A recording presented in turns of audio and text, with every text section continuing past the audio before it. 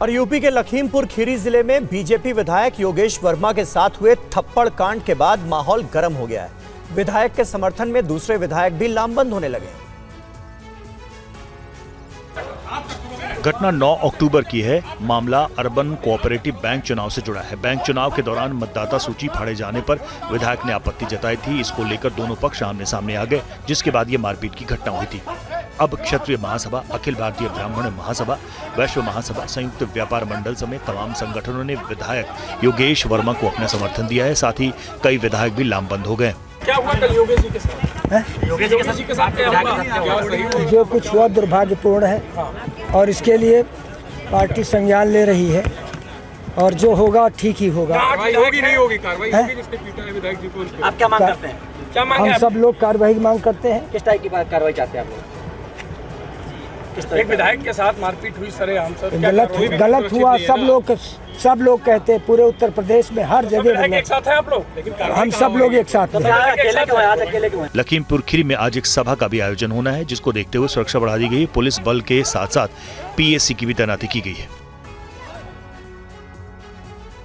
खबर मध्य प्रदेश से है। मध्य प्रदेश में बीजेपी के 2 विधायकों ने सरकार के खिलाफ नाराजगी दिखाई है। देवरी से बीजेपी के विधायक बृज बिहारी के कहने पर एफआईआर दर्ज नहीं किए जाने पर उन्होंने इस्तीफे की पेशकश कर डाली, तो मऊगंज के बीजेपी विधायक एसपी दफ्तर में दंडवत हो गए। आप देखिए पूरी खबर।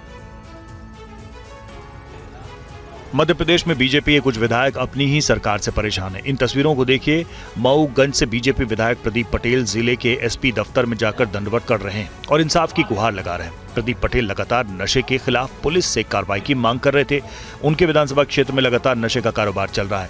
कार्रवाई नहीं होने की वजह से एसपी के दफ्तर में जाकर बीजेपी विधायक प्रदीप पटेल ने दंडवत होकर इंसाफ की मांग की। वहीं देवरी से बीजेपी विधायक बृज बिहारी ने नाराजगी दिखाते हुए अपना इस्तीफा विधानसभा अध्यक्ष को भेज दिया है। बृज बिहारी पीड़ित के लिए रिपोर्ट दर्ज करवाने थाने पहुंचे थे। उनके कहने पर शिकायत दर्ज नहीं हुई तो उन्होंने थाने से ही विधानसभा अध्यक्ष को इस्तीफा दे दिया। इसको छोड़ूंगा नहीं मैं, उसके खिलाफ एफआईआर करवा के दूंगा यार। चाहे मेडिकल ऑफिसर हो, चाहे परमानेंट हो, चाहे परमानेंट ना हो, डजंट मेक इट डिफरेंस। आदमी जब विधायक के खिलाफ एफआईआर करवा सकते हैं तो एक गवर्नमेंट के एम्प्लॉय के खिलाफ क्यों नहीं करवा सकते? हालांकि बीजेपी नेताओं के दखल के बाद विधायक बृज बिहारी ने अपना इस्तीफा वापस ले लिया। और बीजेपी के अरबपति विधायक संजय पाठक ने भी अपनी ही सरकार में खतरे की आशंका जताई है। वहीं बीजेपी विधायक अजय बिश्नोई ने कहा कि मध्य प्रदेश में सिस्टम पर शराब माफिया हावी। मध्य प्रदेश में अपनी ही सरकार में बीजेपी विधायक संजय पाठक ने अपनी जान को खतरा बताया। उन्होंने कहा कि जबलपुर, कटनी और भोपाल में उनके घर के बाहर संदिग्ध लोगों को कई बार देखा गया। उनके खिलाफ गहरी साजिश हो रही है। कटनी एसपी को और डीजीपी को पत्र लिखा है कि मेरे घर के आसपास कई बार मैंने देखा है, कटनी में भी, जबलपुर में भी और भोपाल में भी संदिग्ध परिस्थितियों में मुझे कुछ लोग पिछले 6-8 महीने 1 साल से मैं ये महसूस कर रहा हूँ कि लोग मेरे को फॉलो कर रहे हैं। तो पाटन से बीजेपी विधायक अजय बिश्नोई ने नशे के मुद्दे पर अपनी ही सरकार पर सवाल उठाए। उन्होंने एक्स पोस्ट पर लिखा कि पूरी सरकार ही शराब ठेकेदारों के सामने दंडवत है।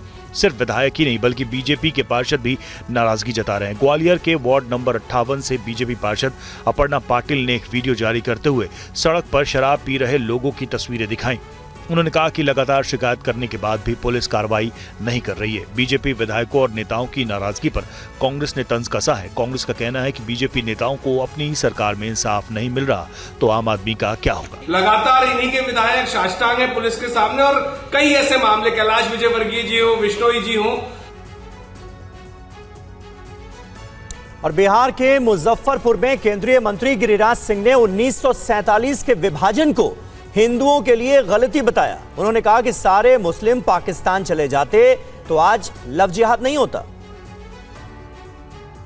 मैं पंडित नेहरू का नाम नहीं लेता, न गांधी का नाम लेता, लेकिन पूर्वजों का तो कह सकता हूं। पूर्वजों से भूल यही हुई कि आपने अगर सत्ता के लिए देश को टुकड़े किया, अगर मुसलमान के लिए पाकिस्तान बनाया, हिंदू के लिए हिंदुस्तान बनाया, तो अगर सारे मुसलमान चले गए होते तो आज हमारी बेटी लव जिहाद में नहीं फंसती।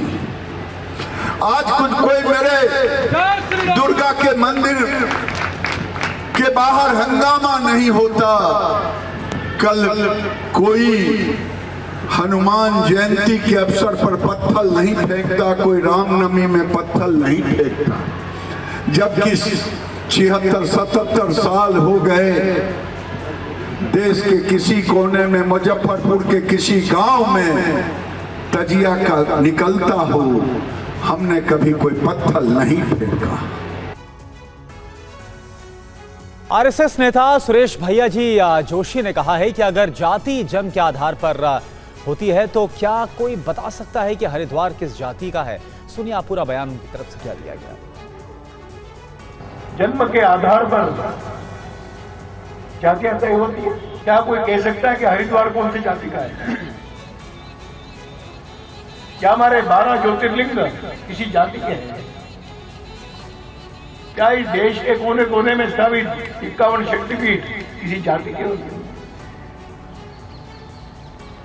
इस देश के चारों दिशाओं में रहने वाला जो अपने आप को हिंदू मानता है, वो इन सब बातों को अपना मानता है। फिर भेद कहां पर?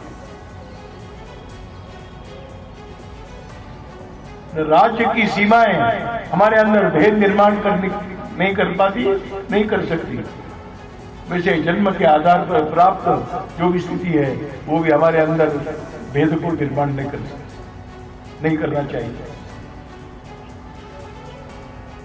गलत धारणाएं होगी, समाप्त करना चाहिए।